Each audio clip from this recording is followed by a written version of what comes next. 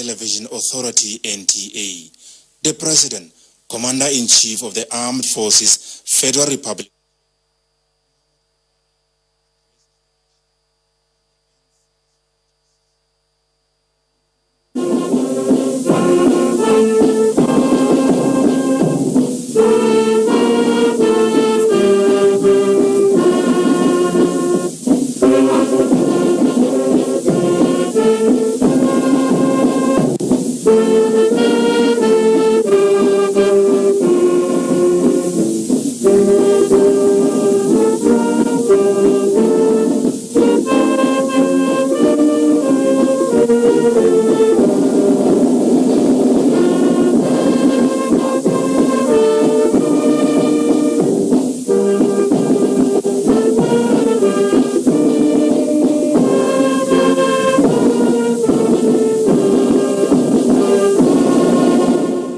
Hello, Nigerians.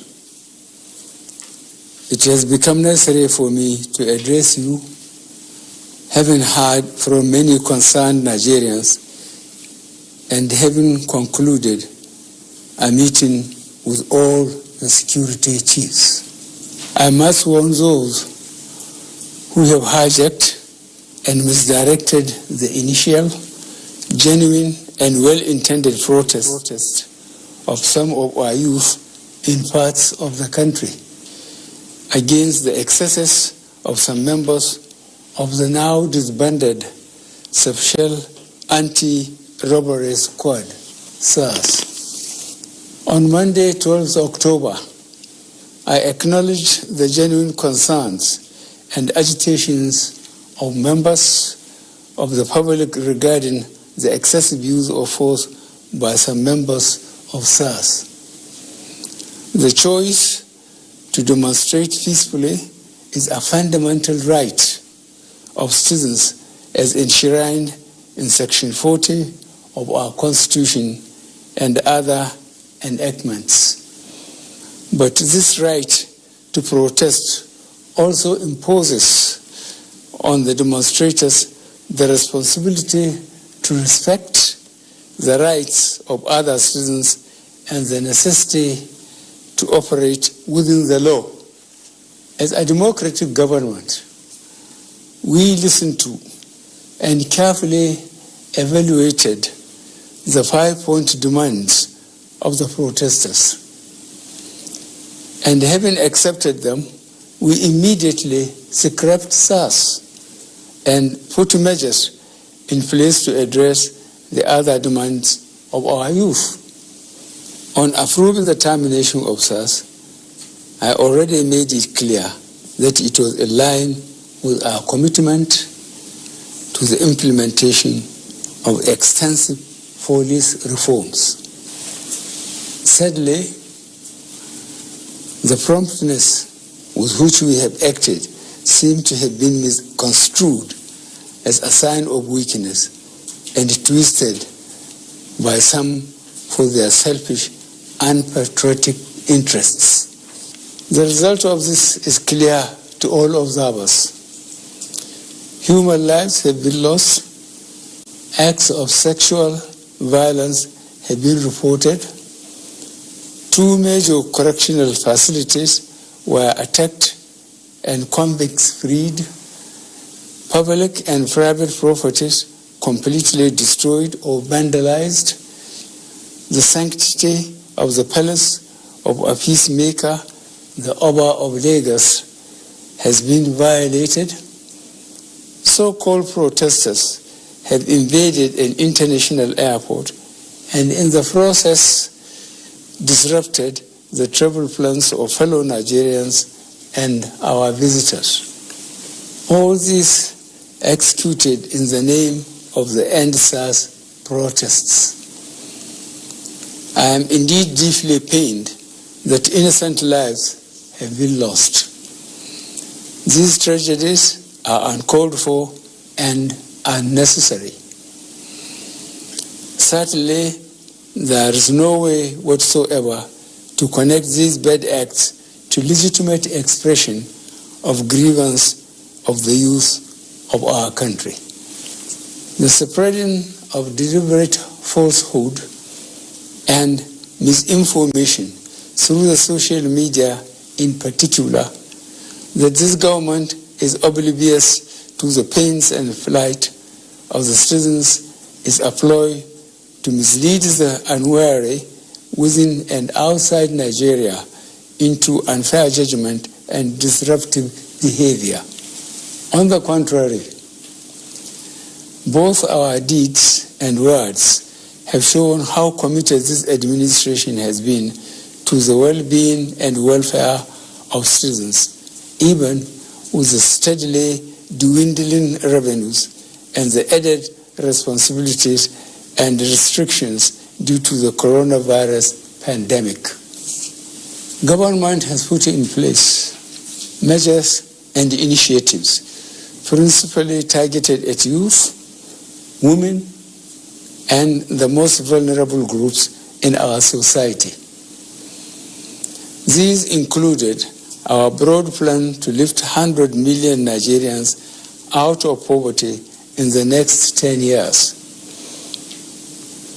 The creation of 75 billion Naira National Youth Investment Fund to provide opportunities for the youth and the micro, small, and medium enterprises survival fund, through which government is A, paying 3 months' salaries of the staff of the 100,000 micro, small, and medium enterprises.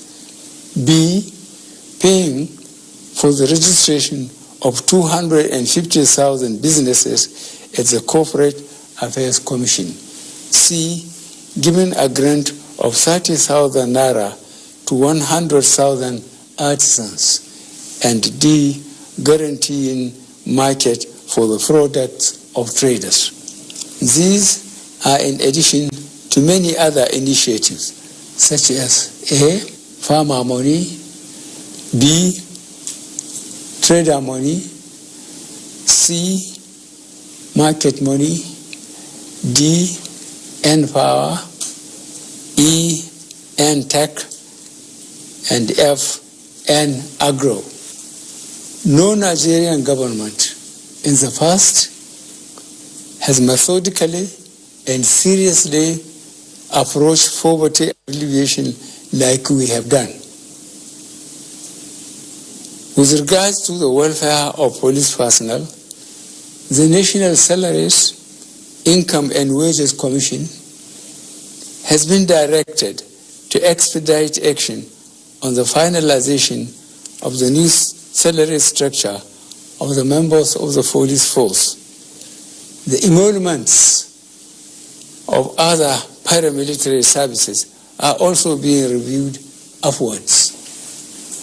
In order to underscore the importance of education in preparing youth for the future, this administration has come up with a new salary structure and other incentives for our teachers.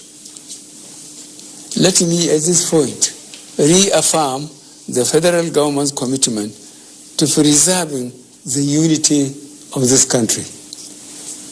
We will continue to improve good governance and our democratic process, including through sustained engagement.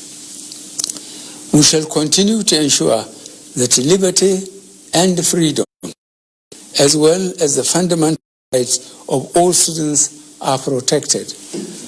But remember, the government also has the obligation to protect lives and properties, as well as the right of citizens to go about their daily businesses freely and protect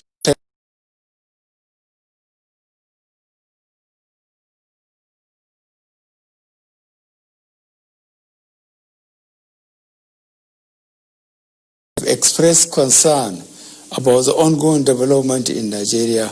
We thank you and urge you all to know all the facts available before taking a position or rushing to judgment and making hasty pronouncements. In the circumstances, I would like to appeal to protesters to note and take advantage of the various well thought out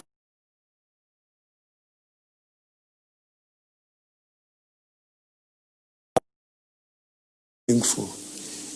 Resist the temptation of being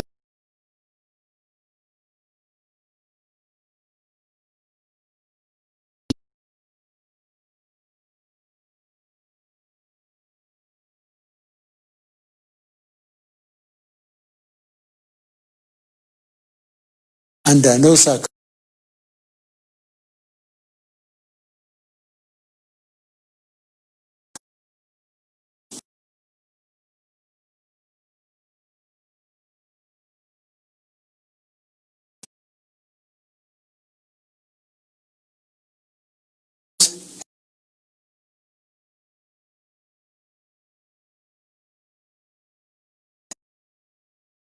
to go about their normal businesses.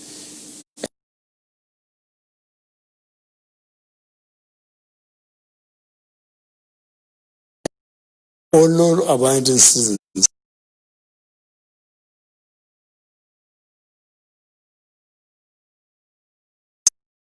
officers of the Nigeria Police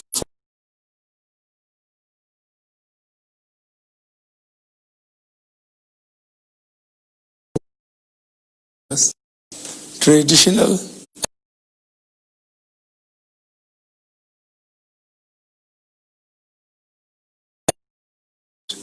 who have respected their fellow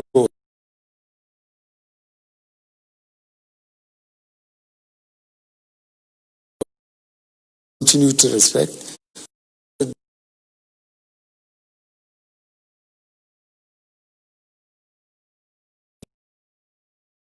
groups to disrupt the peace